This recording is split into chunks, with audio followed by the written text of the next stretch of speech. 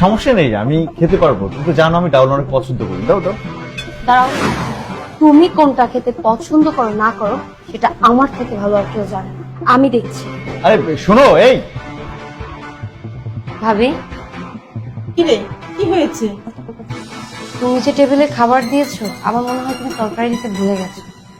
কেন, ডাল আর ভাত টেবিলে রেখেছি না? ওটাই তো স্বামীকে খেতে দে। ভাবি, তুমি তো সকালে গরুর মাংস রান্না করলে, তাহলে গরুর মাংস কোথায়? ও, অল্প একটু গরুর মাংস রান্না করেছিলাম, তোর ভাই না রুটি দিয়ে খেয়ে নিয়েছে। তোর স্বামীকে ডাল দিয়ে খেতে বল। আচ্ছা ঠিক আছে, যাচ্ছি।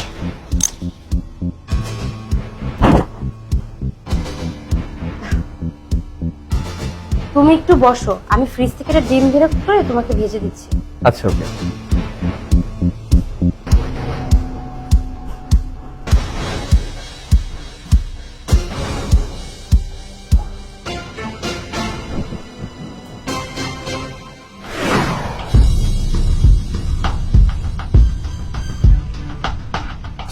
কি ফ্রিজে তালা দিয়ে দেখে কি তোমার মন খারাপ হয়েছে?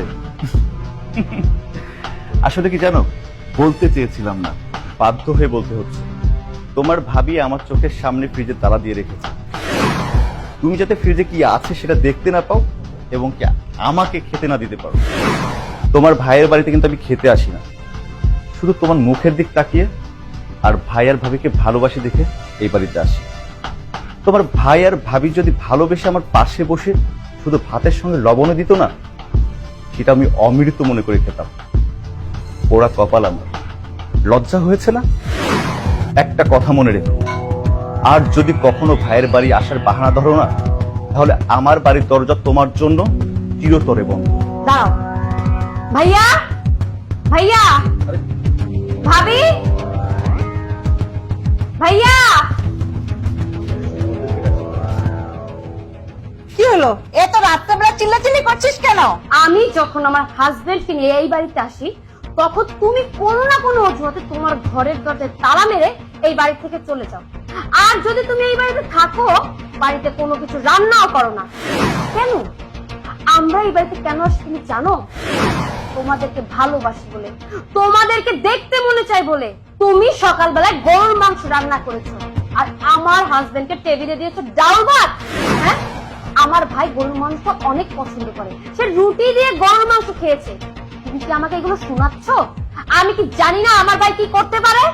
হ্যাঁ, কেন আমার হাজবেন্ড গরুর মাংস পেল না?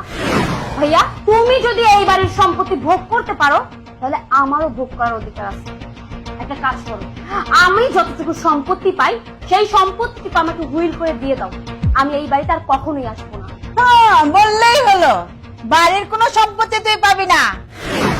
ওই যে দক্ষিণ পাড়াতে চরের জায়গা আছে, ওই জায়গা থেকে পালে নিয়ে নিস। চুপ! আর একটা কথা না, ও তো ঠিকই বলেছে। এই এতদিন আমি ঘরের মধ্যে ছিলাম, আজ তুই আমাকে সেই ঘর ভেঙে দিয়েছিস। বোন, না বোন, তুই যাস না, তুই যাস না বোন। এই, তুমি ফ্রিজ থেকে গরুর মাংস বের করে, মুরগি বের করে রোস্ট করবা, পোলাও করবা, গরুর মাংসের রেজেলা করবা। আজ আমার বোন জামাই রাজকীয় খাবার খাবে। তোমার বোন যখন আসে আমাকে তো ফর্দি ধরে দাও। যাও, মুরগি, গরু, পদ্মা মাছ, ইলিশ মাছ, চিংড়ি মাছ, এগুলো তোমার বোন পছন্দ করে, তোমার জামাই পছন্দ করে। আর আমি সুরসুর করে বাজার করে নিয়ে আসি।